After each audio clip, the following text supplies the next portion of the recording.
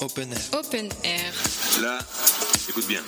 Là, t'as un petit micro qui envoie les questions vers l'extérieur. Quel est le con qui a dit go? De l'extérieur, on te répond et les réponses arrivent par là. Open Air. Bon, on y va. Allons-y. Open Air. Open Air. Salut tout le monde, il est midi tout pile, bienvenue sur So Good Radio. On est toujours Parc Chano au Congrès mondial de la nature. Ça continue, ça s'ambiance, il y a du beau monde qui est venu d'ailleurs ce matin. Il fait beau, il fait chaud, on est toujours dans notre semaine de la rentrée. Et comme vous l'avez peut-être compris, tous les midis, on a votre serviteur Loïc Vical qui vous accueille sur Open Air, l'émission qui ouvre les micros aux podcasteurs. Ils sont super cool, ils veulent eux aussi un monde meilleur et on est trop content de les avoir avec nous. On en a deux aujourd'hui. On a notre ami Maxime Thuillier de Green Letter Club et notre grand Marc Mortelmans pour sa baleine sous gravillon. Et il en a même plein d'autres. On en parlera assez rapidement. Et puis on a des invités. Qui sont hyper positifs et ça fait plaisir en fait parce que donc on a Gilbert Cochet et Béatrice Crémer-Cochet. Donc a priori, s'il y a un même nom de famille, c'est que ça doit être un couple. Et je lis, en fait, quand je suis allé ce matin sur le net, j'ai découvert il faut faire confiance en la capacité de la nature à se régénérer toute seule. Ça fait plaisir à entendre. Ils ont un livre qui sort chez Actes Sud. Actes Sud, décidément, ils sortent pas mal de bouquins, pas mal. On leur fait un petit clin d'œil, tout comme on fait un petit clin d'œil à West Weekend, l'espace où on est, et on reçoit nos invités aujourd'hui. À tout de suite. Open Air. Open Air. Il y a une ambiance de folie sur le plateau aujourd'hui, n'ayons pas peur des mots. Alors on va commencer en fait par nos amis podcasteurs. En fait vous voyez pas mais ils ont un micro à se partager et c'est assez sympathique de les voir si proches l'un de l'autre. On a l'impression d'avoir deux ados qui se battent pour la même sucette. Exactement, tu me l'as pas dit, exactement. Je ne l'ai pas dit comme ça, mais effectivement on pourrait le voir comme ça. On parle de vous. Alors vous étiez déjà là lundi et mardi. Vous n'étiez pas encore en binôme tous les deux. Vous n'avez pas encore fait ça? Non, mais on est ravis d'être en binôme tous les deux avec Marc parce qu'on a fait pas mal d'interviews croisées. Génial. Voilà. Non, mais c'est cool. On fait un petit clin d'œil à Delphine qui effectivement est remontée à Paris. Coucou Delphine. Et juste on fait un petit tour rapidement de votre actualité de rentrée parce qu'elle est un peu chargée. On commence par toi Marc alors là c'est la série complète. On va lancer des podcasts un peu partout. On se lance à fond sur le truc. C'est gentil cet instant promo. Oui donc Baleine sous gravillon démarre sa 3e saison. Wow. J'ai eu la chance d'avoir Laurent Balesta pour les premiers épisodes, des gros épisodes dans tous les sens du mot gros. Et puis cette 3e saison voit l'arrivée de 3 nouveaux mousquetaires, 3 petits frères de Baleine sous gravillon que j'ai présentés. J'ai eu le plaisir de les présenter à Gilbert et à Béatrice tout à l'heure. Mon petit préféré, je sais pas pourquoi, c'est Nomen qui raconte l'étymologie, l'histoire des noms d'animaux et d'arbres. Pourquoi le renard s'appelle renard? Ils le savent très bien. Ça, tu nous l'as déjà fait la dernière fois le coup du renard. T'as oui. pas autre chose? Ah oui, si, du neuf. Là, on vient de publier les épisodes avec Christine Grandjean concernant Combat, qui est celui qui passe en alternance dorénavant avec Baleine, concernant les cétacés. Tu sais, le fait qu'ils soient emprisonnés dans ces delphinariums, c'est a priori pas très bon pour eux. Cétacés, sont tassés, on l'a compris ou pas? Non, je le refais. Absolument, merci, excusez-moi. Et le dernier mousquetaire, Porthos, Ratos, Aramis, que sais-je, c'est Petit Poisson Ratos devient... c'était pas dans le groupe. Ratos, je le sens pas dans le groupe. C'est bien, tu n'es pas tombé dans le piège. Petit Poisson deviendra podcast qui s'intéresse, pareil, c'est un format court, 10 minutes, qui raconte les créatures de l'océan. Voilà, j'ai fait court, j'espère que tu as apprécié. Mais j'ai totalement apprécié et ça permet effectivement à Maxime Thuillier de Green Letter Club de nous parler lui aussi de sa rentrée. Alors je rappelle que Green Letter, c'est pas juste un podcast, c'est aussi une chaîne YouTube, c'est aussi une newsletter, je crois, hein, c'est ça? Non, c'est pour l'instant, mais ça va venir. On est en train de lancer un site effectivement et une newsletter et donc du coup il y aura podcast, chaîne YouTube et newsletter. Nous la rentrée c'est la continuité et c'est l'accélération parce que avec les présidentielles donc on vise à décortiquer les grands sujets écologiques, que ce soit la voiture électrique, la pénurie de métaux, la pénurie d'eau. Gros sujet, moi je l'ai écouté là, celui sur la pénurie de métaux. Assez intéressant, j'invite nos invités à l'écouter. Ouais, c'est passionnant parce que c'est assez contre-intuitif. Hein. Ouais, et puis c'est assez factuel, c'est pragmatique on va dire. Voilà, et avec les présidentielles qui arrivent, on a envie de vraiment mettre l'écologie sur le devant de la scène, donc voilà l'actualité. Eh ben écoute, c'est cool. On fait une petite virgule. Open Air. Alors, c'est marrant, tu parlais des élections présidentielles. Je crois que chez So Good Radio, on prépare une petite surprise aussi, qui devrait être assez sympa sur ce sujet-là. Nous, ça sera plutôt à la rentrée de janvier, mais on est sur un sujet où on compte bien que l'impact fasse partie du sujet des présidentielles et de le faire savoir avec notre ton habituel, des 3H, humain, histoire, humour. Voilà.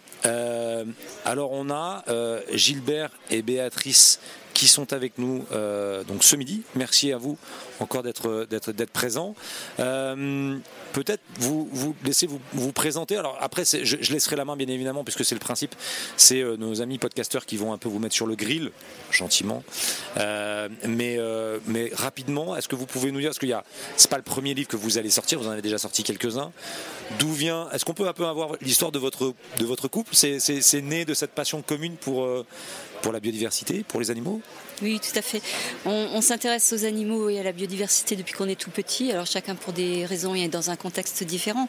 Et on s'est rencontrés sur les bords de la faculté à Lyon et depuis on s'est rendu compte qu'on avait tellement d'atomes crochus qu'on ne sait plus quitter. Et voilà, on a exploré la France, l'Europe, le monde ensemble et surtout on a vu que des civilisations qui pouvaient nous sembler en tout cas très semblables à celles de la France avaient parfois des relations à la nature qui sont très différentes, une relation à la protection de la nature aussi qui est très différente. Et on s'est dit qu'il fallait ramener toutes les bonnes idées en France pour pouvoir les appliquer parce qu'on a un pays formidable avec plein d'écosystèmes différents, méditerranéens, atlantiques, niveau de la mer, niveau de la montagne, même une petite partie continentale. Donc ça nous fait plein d'écosystèmes différents qui pour l'instant sont malheureusement encore vides de grande faune ou en tout cas cette grande faune est tellement terrorisée qu'elle se cache et qu'on ne peut pas la voir.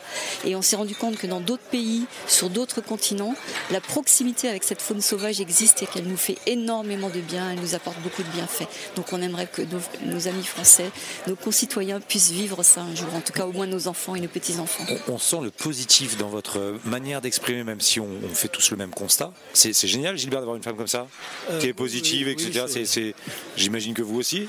Oui, tout à fait. On est de ce côté-là, on est dans du même moule, en quelque sorte. Eh ben, écoute, donc, je vais laisser la parole à Marc. Je ne sais pas qui commence. Vous battez pas, les gars, vous battez pas. Vas-y, Max. C'est Max qui commence. Donc Max. Voilà, on se partage le micro depuis 3 jours. Max, Marc, ça aurait été chaud. Non, moi je voulais commencer par aborder un sujet. Donc on parle de réensauvagement. Peut-être d'abord commencer à expliquer ce que c'est et comprendre pourquoi l'Europe a perdu sa grande faune. Qu'est-ce qui, dans ces 10 000 dernières années, a fait que on a perdu la faune sauvage en Europe? Alors en fait, il faut remonter à une époque, les glaciers, si vous voulez, se sont retirés, la forêt s'est installée. Mais dans le même temps, pratiquement, on a eu la phase dite du néolithique. C'est-à-dire que l'homme est devenu sédentaire, à cultiver et à élever. Et pour cultiver, pour élever, on fait disparaître ce qui est devant nous, c'est-à-dire la forêt. Donc le monde a complètement changé à cette époque-là. Il y a eu un désensauvagement, en quelque sorte, qui s'est fait. Et puis ensuite, aujourd'hui, depuis à peu près un siècle, on observe ce qu'on appelle un exode rural. C'est-à-dire qu'il y a des territoires qui sont abandonnés. Et comme ils sont abandonnés, il y a de la place et la nature a horreur du vide, donc elle se réinstalle. Donc ce mot réensauvagement s'inscrit dans une histoire qui se déroule. Et juste pour préciser, par exemple, en France, il y avait des bisons, dans les Flandres, il y avait des élans, pour qu'on ait une idée aussi du type de faune qui existait il y a 10 ou 15 000 ans. Oui, alors c'est important. Effectivement, après les glaciations, on avait les 4 grands, par exemple, le bison, le cheval sauvage, l'auroch et l'élan. Donc ces 4 espèces, par exemple, étaient présentes en France, notamment dans le nord-est, étaient présentes en Suisse, même une partie dans le nord de l'Espagne. Donc on avait de la grande faune. Et puis n'oublions pas des ours, des lynx, des loups à peu près partout, et des rivières avec des esturgeons énormes. Voilà. Donc on avait vraiment de la grande faune. Et c'est une règle globale sur l'ensemble de la planète. Ce qui disparaît en premier quand le bonhomme arrive, c'est la grande faune. Ça s'est passé en Amérique du Nord, ça s'est passé dans les îles, etc. On ne va pas refaire l'histoire, mais à l'exception du continent africain, qui a toujours vécu avec la grande faune, donc il la préserve partout ailleurs, elle a disparu quand l'homme blanc est arrivé. Et l'homme blanc, c'est pas forcément l'homme moderne, parce que la disparition des méga marsupiaux en Australie, par exemple, elle est liée à l'arrivée des aborigènes et pas à l'arrivée des Britanniques. Le méga marsupio, excusez-moi, c'est parce que les gens nous écoutent, connaissent pas forcément le méga marsupio. C'est pas un animal, c'est un groupe en fait. D'accord. C'est-à-dire des très grands marsupiaux. Les marsupiaux, c'est comme le kangourou, si vous voulez, c'est des mammifères dont les petits naissent avant d'être complètement formés et donc ils vont s'installer dans une poche qu'on appelle le marsupium où il y a une petite tétine et ils vont terminer leur développement embryonnaire dans cette petite poche. Voilà pourquoi on les appelle les marsupiaux. En plus, c'est génial. Tu sors grandi. Grandi, je sais pas. J'adorerais, mais alors on va falloir poser d'autres questions alors. Un mot peut-être liminaire sur votre philosophie. Alors il faut dire à celles et ceux qui nous écoutent, on vient d'enregistrer 1 heure d'émission ensemble et on a parlé de votre philosophie qui est marquée par cet optimisme. Vous êtes très positif, contrairement à beaucoup de podcasteurs ou de gens en général qui s'inquiètent beaucoup de la nature. Vous avez votre livre est plein d'un optimisme qui n'est pas un optimisme béat. On a pu détailler tout à l'heure toutes ces bonnes nouvelles. Est-ce que vous pourriez nous en rappeler quelques-unes, chapitre gypaète, on dira à Loïc ce qu'est le gypaète, ou d'autres animaux très emblématiques, le lynx peut-être. Pourquoi il y a matière aujourd'hui à se réjouir ? Il y a matière à se réjouir parce que en fait ce qu'on va appeler l'étiage, c'est-à-dire le niveau le plus bas de la biodiversité de la surface forestière, il est derrière nous. On est actuellement sur une pente montante. Parce que la prise de conscience de la disparition de la biodiversité, elle s'est faite, on va dire, au début du XXe siècle, grosso modo. Le niveau le plus bas, ça a été au milieu du XIXe siècle. Ensuite, il y a eu une vraie prise de conscience et il y a eu déjà des actions qui ont été mises en place, qui ont permis de faire renaître ou de permettre à certaines espèces de se réapproprier leurs espaces. Alors vous en avez cité quelques-unes. Moi je dirais que celle qui est peut-être la plus emblématique de l'Europe, notre continent, c'est le bison d'Europe, à ne pas confondre avec le bison d'Amérique, ce sont 2 espèces différentes. Le bison d'Europe est un animal forestier principalement et il avait complètement disparu à l'état sauvage au début du XXe siècle. Il n'en existait plus que 12 individus disséminés dans quelques zoos et grâce à ces 12 individus, on a pu les faire se reproduire en captivité et ensuite les réintroduire dans des forêts de plaine qui n'étaient pas trop abîmées, comme la forêt de Biélowieża par exemple, un parc national à cheval entre la Pologne et la Russie. Et actuellement, donc à peu près un siècle plus tard, puisque ça a été relâché dans les années 1950, on compte 6000 bisons sauvages, et pas sauvages forcément dans des endroits déserts. Le bison sauvage a été réintroduit en Allemagne, par exemple, dans un endroit où il y a 600 habitants au kilomètre carré. Donc la cohabitation de l'homme et de la grosse bête est tout à fait possible. Les Allemands nous l'ont démontré. Elle serait possible aussi en France, parce que nous avons les espaces pour le bison. Par contre, il faut encore maintenant qu'on fasse de la place dans la tête des gens. Et donc ça veut dire qu'on est passé de 12 à 6000 bisons là, en une vingtaine d'années sur l'Europe, c'est ça ? 6000 bisons sauvages. Sauvages. Je ne compte pas ceux qui sont captifs encore, parce qu'il y a toujours des bisons captifs. Excellent, c'est le moment de faire une virgule du coup. Open Air. Open Air. Toujours en direct du Congrès mondial de la nature où on a nos deux mâts, Maxime et Marc, voilà, qui nous animent cette émission Open Air où nos invités sont là et nous parlent de manière positive de la biodiversité. Marc, tu étais sur le sujet de ça revient en Europe. Il y a effectivement, on parlait de bison il y a 2 minutes. Je te laisse continuer la conversation. Oui, sur ce grand thème du ça s'en va et ça revient qui t'est cher Loïc. Après le bison, peut-être un mot sur le gypaète ou le lynx. En précisant ce que c'est que c'est un grand rapace, donc 2,80 m d'envergure. C'est un charognard, il se nourrit de cadavres, mais plus précisément, il va se nourrir des ossements. Et donc cette espèce avait complètement disparu de la chaîne des Alpes. On les avait tirés, on les avait empoisonnés. Et des fous de génie ont eu l'idée, donc dans les années 70-80 même, de réintroduire le gypaète barbu dans les Alpes. Donc il a fallu aller en chercher. Des individus ont été capturés en Afghanistan ramener en France. Malheureusement, ça n'a pas marché. Donc on a recommencé et on a fini par avoir une petite population de gypaètes qui se sont reproduits en captivité et qu'on relâchait par la suite. Et actuellement, on a à peu près une soixantaine de couples reproducteurs dans la chaîne des Alpes, presque 200 dans les Pyrénées. Et petit à petit, cette population est en train de regagner tous les territoires qu'elle avait perdus.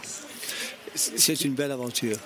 Ce qui est très intéressant quand on lit votre livre, c'est qu'on voit qu'il y a tout un tas de populations qui reviennent, et notamment qui reviennent de l'Europe de l'Est. Il y a un grand corridor entre le nord de l'Espagne, la France, l'Italie, les Alpes et le Caucase ou les Balkans. Quelle est l'importance de ce corridor ? Il y a beaucoup d'animaux qui reviennent par ces chaînes de montagnes qui ont une liaison entre elles. Oui, alors il y a deux choses, en fait, deux corridors distincts qu'on décrit dans notre livre. Le fameux corridor de la conquête de l'Ouest, comme on l'appelle, elle se fait à partir des forêts et ne suit pas forcément d'ailleurs les massifs montagneux, en partie seulement. Alors pourquoi est-ce qu'on a cette reconquête des espèces de forêts matures depuis l'Europe de l'Est ? Tout simplement parce que le mode d'exploitation des forêts n'était pas le même pour les Européens occidentaux et pour les Européens de l'Est. En Occident, en Europe de l'Ouest, on va dire, on a une façon très radicale, très systématique, très cartésienne d'exploiter, c'est-à-dire qu'on ne fait pas les choses à moitié. Quand on exploite jusqu'au bout. Les coupes à blanc sont un très bel exemple de cette exploitation radicale. En Europe de l'Est, au contraire, ils ont une façon un peu plus cool d'exploiter, dans le sens où ils prélèvent ce dont ils ont besoin et après la forêt s'en occupe plus. Et c'est grâce à ça que des grands arbres, des vieux arbres surtout, ont pu se maintenir. Et toutes ces espèces forestières, elles ont besoin justement d'arbres matures. Donc elles se sont réfugiées dans ces petits noyaux de l'Europe de l'Est. Et maintenant qu'en Europe de l'Ouest, il y a une reconquête de ces forêts qui deviennent de plus en plus vieilles, petit à petit, ces animaux qui s'étaient réfugiés peuvent à nouveau progresser vers l'ouest et reconquérir des territoires qu'ils avaient abandonnés. Par contre, vous parliez également des montagnes, et là, c'est un projet qui nous tient à cœur, puisqu'on a lancé l'idée dans notre livre L'Europe réensauvagée, publié aux éditions Actes Sud.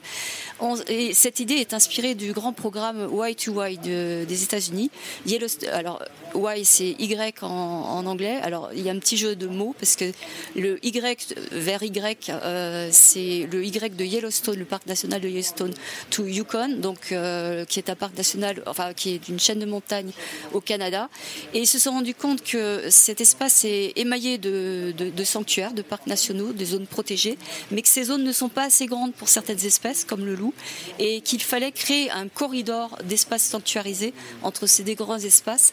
Et on s'est rendu compte qu'en France, on avait exactement la même chose. Effectivement, nous avons des sanctuaires dans les chaînes de montagnes, depuis la cordillère Cantabrique en Espagne jusqu'aux Carpates, voire au Caucase, donc en Europe de l'Est.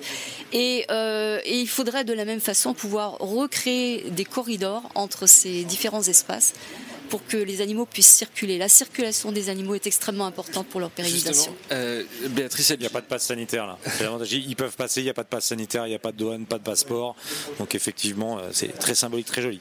Justement, Gilbert et Béatrice, est-ce que vous pouvez prendre un exemple d'un animal qui reviendrait de l'Est vers l'Ouest pour qu'on comprenne bien ?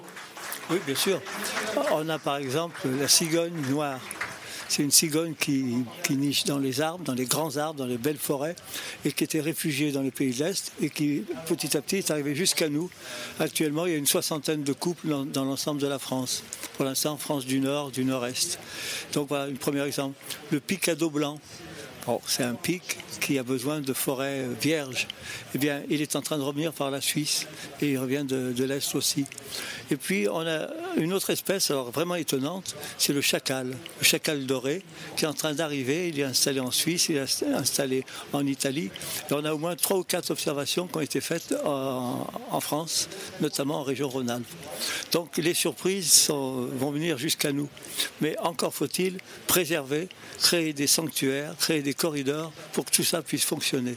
C'est quoi créer un sanctuaire ? Ça veut dire concrètement ça veut dire quoi ? Je vais vous donner un bel exemple. Nous sommes ici à Marseille et il y a le parc national des Calanques.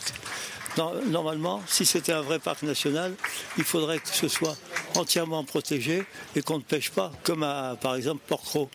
Et à ce moment-là, nous aurions des quantités inouïes de poissons, des gros, des magnifiques, voilà, très divers.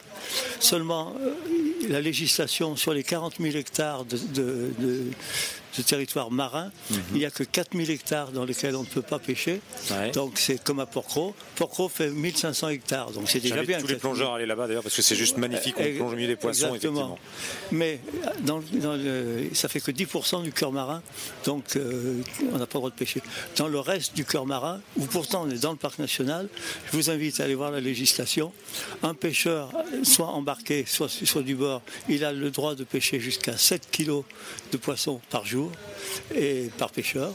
Donc le lendemain il revient 7 kilos, le surlendemain il revient 7 kilos. Et en bateau, ça va jusqu'à 20 kilos par bateau. Pour vous donner une idée, c'est comme si dans le parc national de la Vanoise, vous allez vous balader, vous voyez un gars qui sort avec le bouquetin sous le bras. Il dit bah oui, j'ai droit à un bouquetin par jour, donc c'est le bouquetin du jour. On est, par personne. Alors, on est toujours très positif, mais là on est face à un canular assez inimaginable. Donc voilà, ça c'est un petit peu le coup de gueule si vous voulez. Ah ça fait du bien parce qu'on était sur le positif, ça fait du bien de dire à un moment il y a un coup de gueule. Voilà, mais on peut être positif parce que si demain on arrête toute pêche dans les calanques, après-demain ce sera une richesse inouïe. On verra les dauphins, on verra les thons dans les calanques même. Ils étaient observés pêcher dans les calanques même. On a des témoignages anciens qui le démontrent. Donc il faut retrouver cette richesse perdue. Alors, simplement une petite parenthèse, les pêcheurs ne seront pas lésés pour autant. Et on a un excellent exemple avec l'Italie, qui a sanctuarisé comme ça une zone de plusieurs milliers d'hectares. Bon, au début, les pêcheurs n'étaient pas contents, et puis finalement, ils se sont rendus compte que cette zone sanctuarisée ruisselait aux alentours. Et donc finalement, au bout de 5 ans de sanctuarisation, ils pêchaient en 10 jours. Il pêchait en 10 heures, ce qu'il pêchait en une semaine auparavant. Ouais. Marc ? Oui, Gilbert, je voudrais quand même aborder la question la plus importante de cette émission. Apparemment, tu aurais laissé ton nom à une espèce de moule. Oui. Oula. C'est pas moi qui ai laissé mon nom, on me l'a pris. C'est une espèce de petit coquillage qui s'appelle Moitesseria. C'est un petit gastéropode aquatique qui vit dans les sources. Et quand vous avez une source quelque part, vous en avez une autre qui est beaucoup plus loin, les deux sont séparés. Donc ça va évoluer séparément. Et donc des malacologistes, donc des spécialistes des mollusques allemands, ont décrit des espèces. Et comme je les avais aidés pour les recherches dans les gorges de l'Ardèche, ils ont trouvé une espèce qu'ils m'ont dédiée, donc qui s'appelle Moitesseria cochetti. Incroyable. Donc voilà. Alors bon, ça c'est les petits bonheurs, les petits plaisirs qu'on se fait entre naturalistes et entre remerciements. Eh ben, il y en a qui donnent des noms aux étoiles, et puis il y en a qui ont leur nom sur une moule. Ben voilà, c'est génial. On est toujours au Congrès mondial de la nature. Open Air. Open Air. Open Air. Ah non, c'est pas fini. C'est pas fini. Marc, il était déjà chaud, il était parti, il a fait son truc sur les moules et tout ça.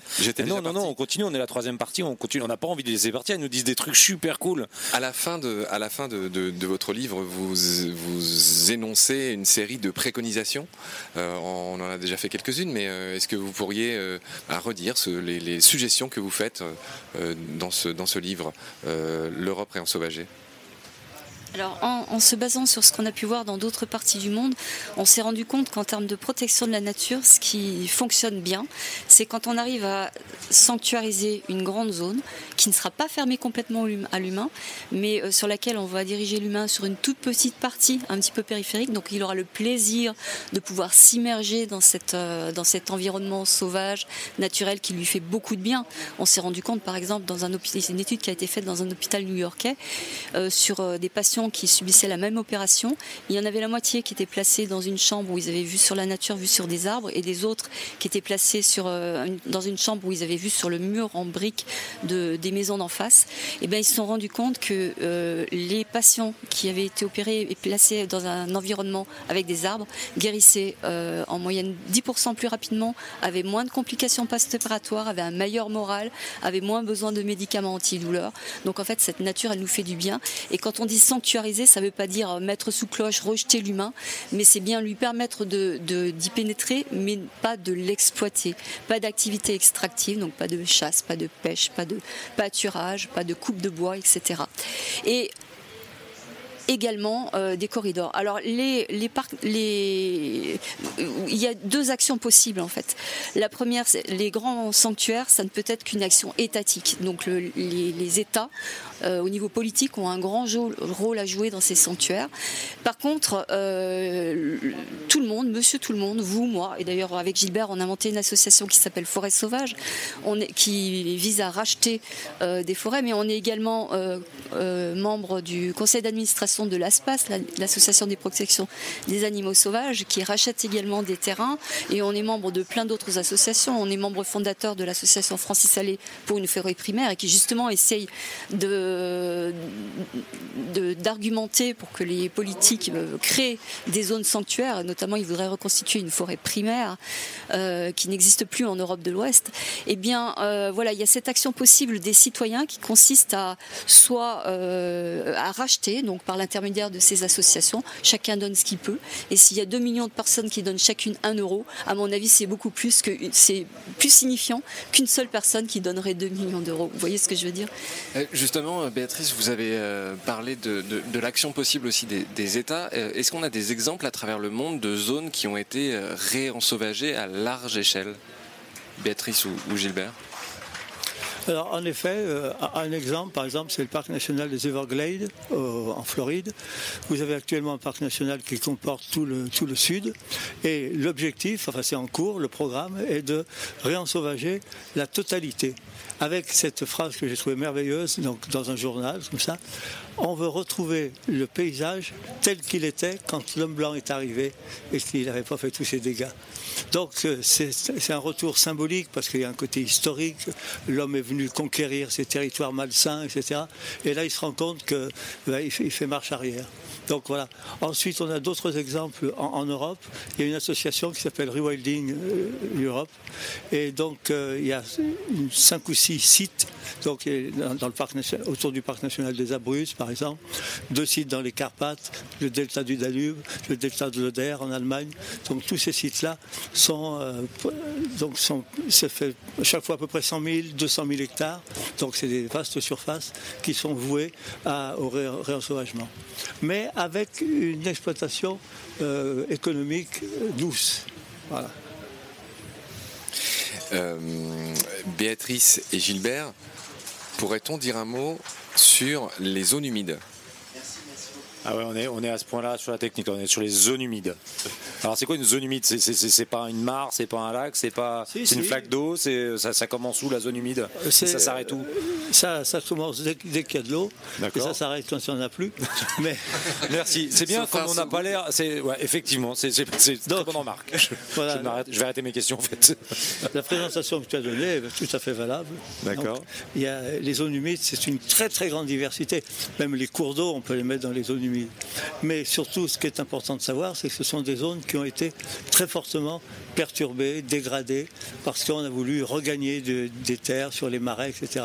Et aujourd'hui, il y a un mouvement inverse qui se fait, c'est-à-dire de réensauvager à nouveau les zones humides. Donc on enlève ce qu'on appelle les drains, donc qui permettaient de drainer cette eau.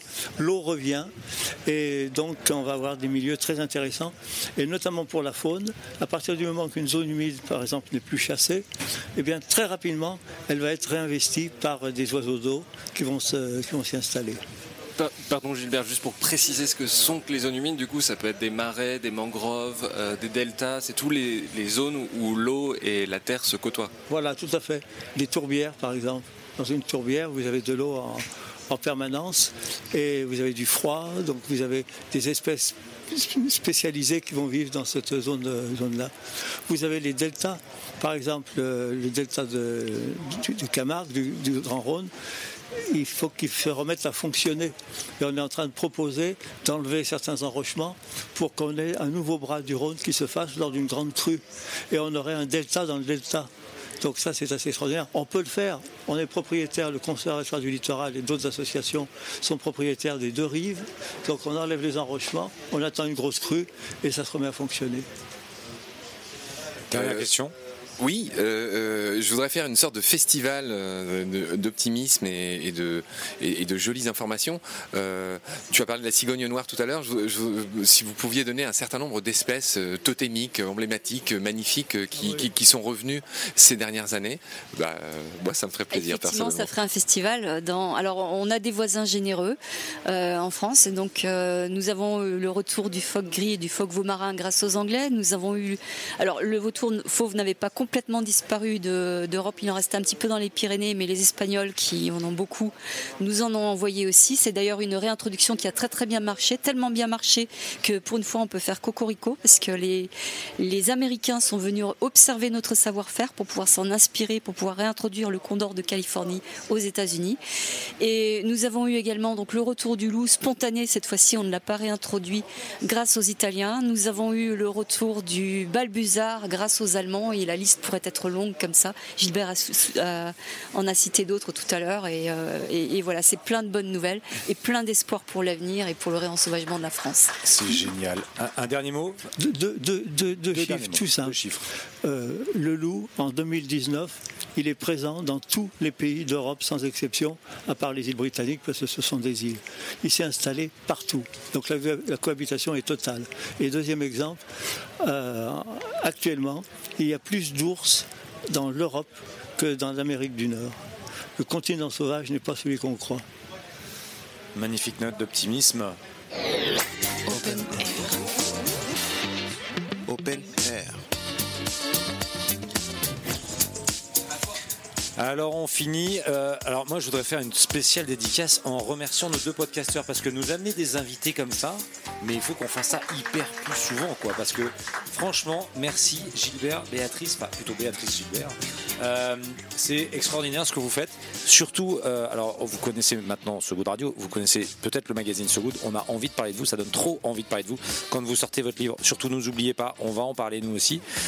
Donc merci encore 1000 fois à Marc et à Max. Ça prouve la qualité de votre podcast aussi, on adore nous aussi promouvoir. Un petit mot, messieurs. Merci Loïc et bravo pour ton animation. Merci à tout le monde. Merci à So Good. Merci à Max, mon complice. Et ouais, merci à vous tous. Merci à Loïc. Merci à Marc. C'était un grand plaisir de partager le micro avec lui et à vous. Et demain, on se retrouve ici, même heure. On a l'immense privilège d'avoir Jeanne Kless de Basilic qui va venir. Je sais plus qui. C'est un de vous deux qui est encore avec elle demain ou pas? C'est toi, Max? C'est encore moi. Ouais. C'est Max. Supporter un peu. Max, on le prend pendant toute la semaine, Max. Et donc ça c'est top. Et encore merci à vous. Si on peut vous aider, si on peut faire quoi que ce soit, s'il vous plaît, demandez-nous. Merci 1000 fois de ce que vous faites pour nous et puis pour la planète. Merci Tom pour avoir géré tout ça de main de maître. À demain. Merci. Merci à vous. Merci. Open Air. Open Air.